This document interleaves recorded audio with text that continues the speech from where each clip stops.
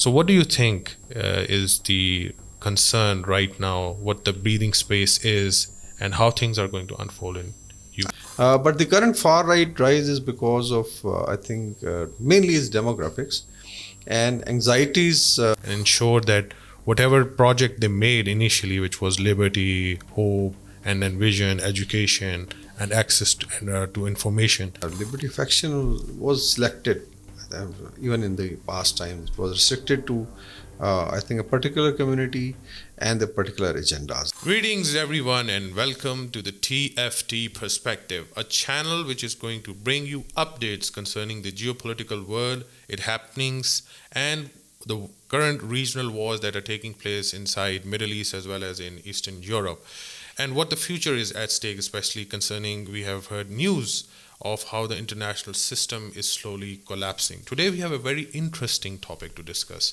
It is about the rise of far right nationalism in Europe, which is also termed as fascism or centrist, rightist, and all these different terms.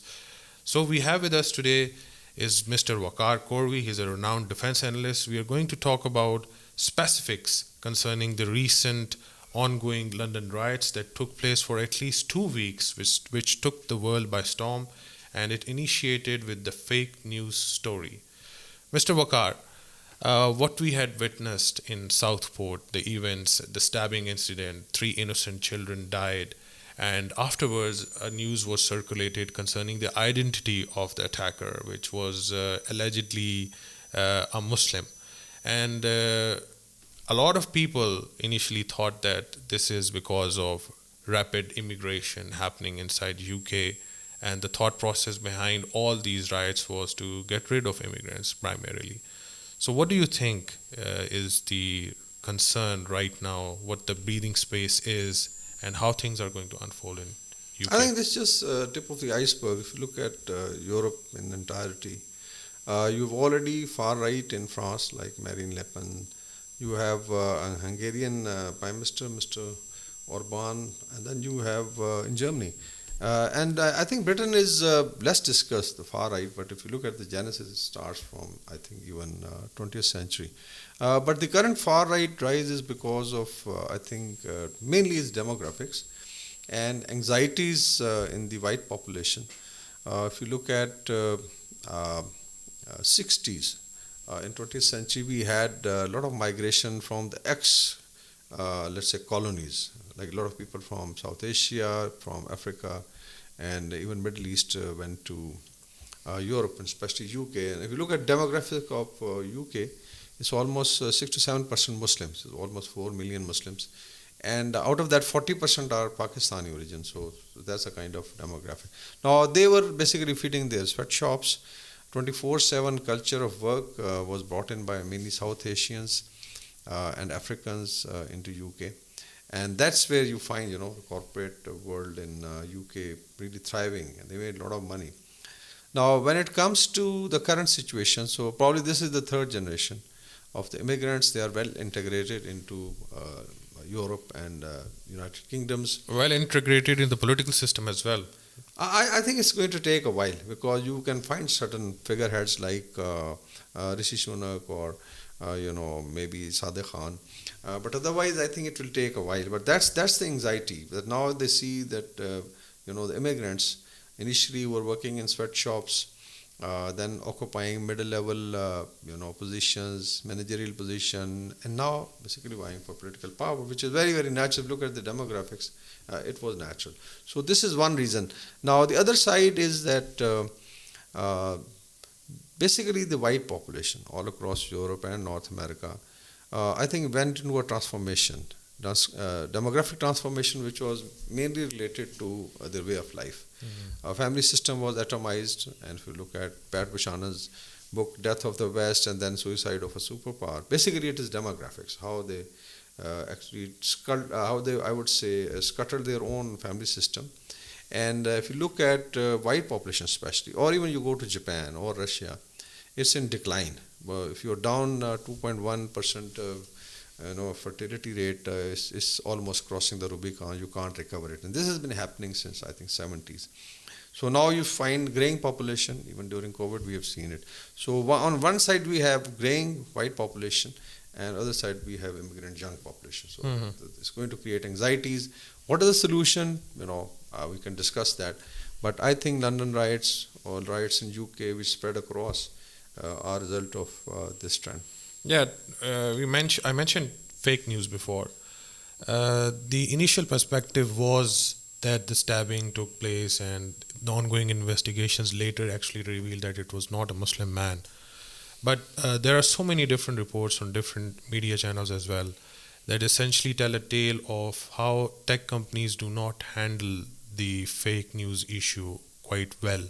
Although in terms of specific groups, I would say they are very much aligned to get rid of content, especially when it comes to a place in Middle East.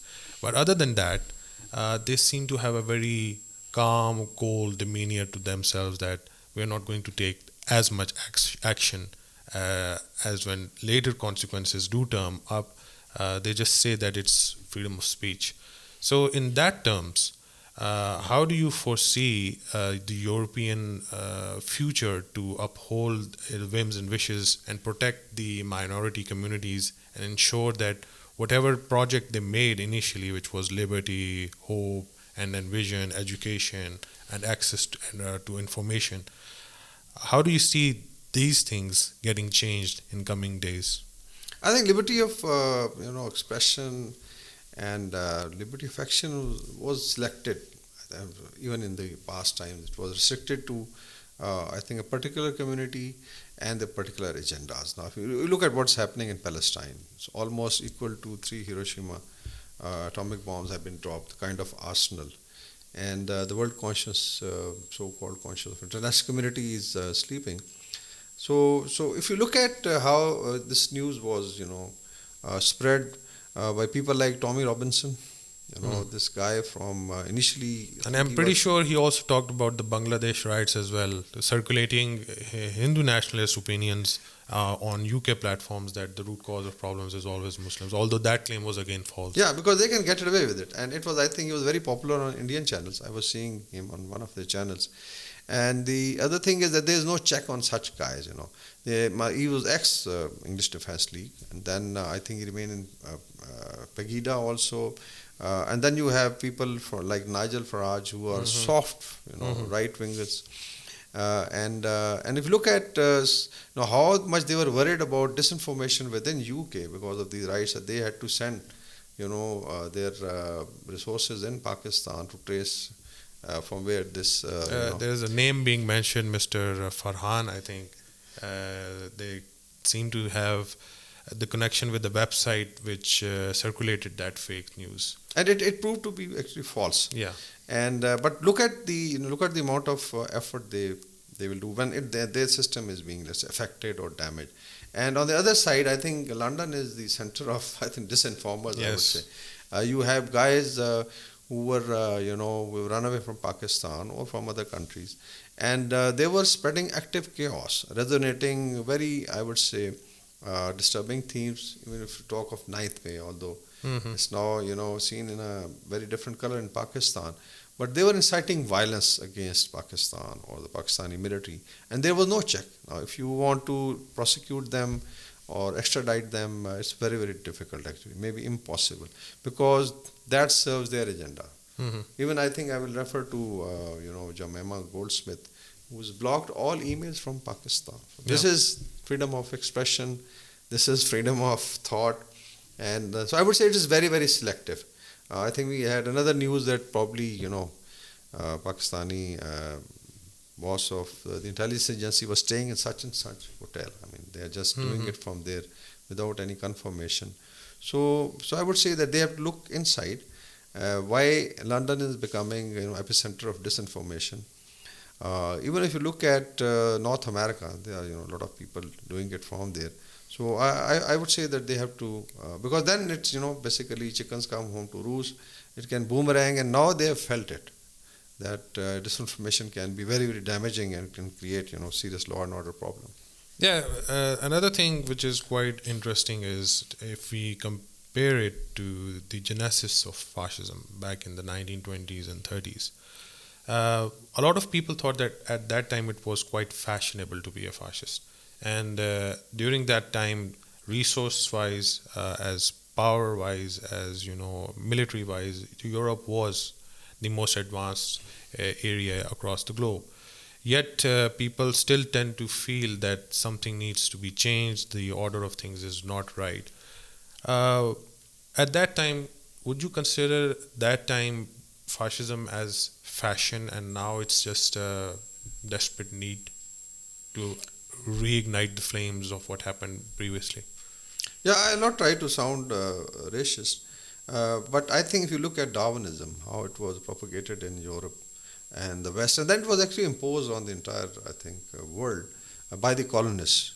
So the 20th century fascism, whether it was Hitler's or even if you go into, I was surprised to find that there was a British Union of Fascists in UK in 1932, as good as Yes. Nazi Party, which started with ACT and then finally we had Hitler, presiding it and almost destroying entire Europe. And if you look at the wars they were fought, and it started even I think in World War One was already affecting the entire landscape. So maybe it is something to do with Darwinism, something to do with the ideas of superior race. So it was all across Europe. The only thing is that other than Germany, there were countries who were able to kind of suppress it. But we saw it in Franco's Spain. We saw it in Italy, Mussolini's fascist party. And now, if you come to 21st century, this is probably I think one is recall to those old times. The other is, of course, compulsion, as you said. That there's a demographic challenge. You can see that the immigrant is gradually now not only having a lot of jobs because of the demographics, he's young or she is young, but also getting into political realm or getting political power. So there's frustration, and I foresee that God forbid there could be civil unrest, maybe civil war in some of the countries, which will affect actually entire Europe. And we can even discuss what is happening in Eastern Europe, maybe in some other program, how I would say nationalist or Nazi brigades have been created to fight the Russians. Yeah, exactly. And when it comes to demographics, there's a current trend happening inside Europe which tends to be irreversible, especially their birth rate. It started off, I was researching back in 2009 and 2011. The situation started to get worse afterwards. Now they have a looming war happening inside Eastern Europe, and then they have issues in Middle East as well. Don't you think that it's kind of the responsibility of current majority population of Europe to look into themselves rather than blaming others for the root cause of what is happening inside Europe right now? I would say the war should be the last thing they should resort to, because even if you look at casualties in Eastern Europe on both sides, I think more than 500,000 people have died in Ukraine. I think 10 million have migrated, children and women mainly, and then you have almost 100,000 people killed in Russia. So this war is unending. I think more than 2 years have passed, and now also look at what's happening in the Middle East. So basically, they are giving fillip to war, and war actually doesn't support negative demographic. Let's say graph, because if you're already short of human resource, war should be the last thing. So I would say they have to look inside, and maybe the world can have peace. But unfortunately, the warmongers, if you look at even Trump's and Biden's campaign, the way they were trying to defend who is more pro-Zionist, it was alarming. So there's no hope, even in North America. But let's see. The time can, basically address this issue.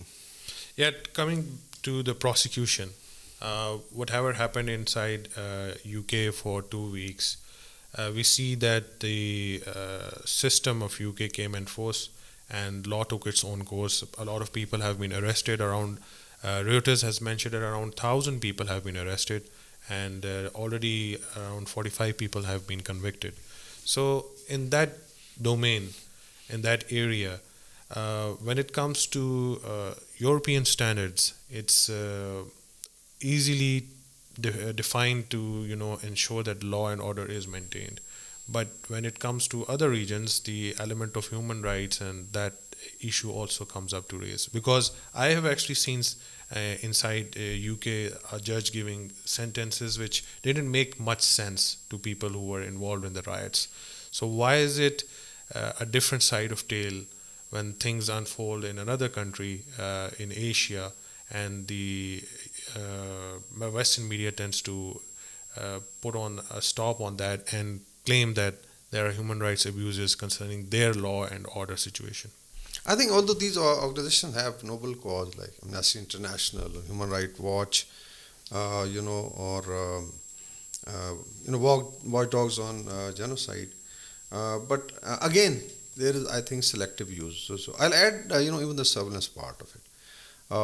Imagine any South Asian country, or let's say Pakistan, trying to strengthen the laws, especially social media, which has now become the media. It can create, when it is weaponized, it can create very serious situation. We've seen it on 9th May, we've seen it in Bannu, we've seen it in Gwadar.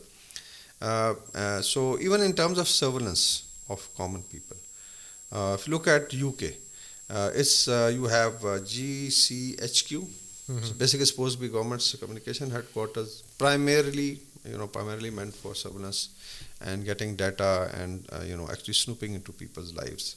And then you have 77th Brigade, which is run by the military. Maybe GCHQ is more like offshoot of good old MI1 to Alpha. But here you have the military intelligence running 77th. It's more like a civilian organization. Again, same job. And you look at U.S. prison program, I think more than 100,000 people are employed. And then you can, see it. So right from surveillance to prosecution, they would go all out. Even in, I think, assault on Capitol Hill, you've seen people being sentenced to more than, I think, 19 or 18 years, whatever. So they can't afford chaos in their, in their state or governments. The law is very, very hard. Now, if we do it here in terms of surveillance, because we like to have good, order and good law and order situation, we are already facing, terrorism for the last 20 years. And within that, you have active terrorist group, unlike what is happening in Europe. And then when you get into, let's say, prosecution, you will have people, even now people have gone to courts that why there is a firewall, although it has pluses and minuses. Maybe it is to, strengthen your system. But there, nobody asks a question. So I think, again, selective morality and selective human rights and selective, social media laws. So they have to, I think, be seen in that comparative perspective. Yeah, everyone being a hero of their own story. So, in fact, we're going to end up the episode for now. We're going to bring another few updates concerning the ongoing Bangladesh issue and its crisis in the next episode. For now, goodbye from Wakar Korvi as well as from me. Thank you so much for watching. Like and subscribe. Goodbye.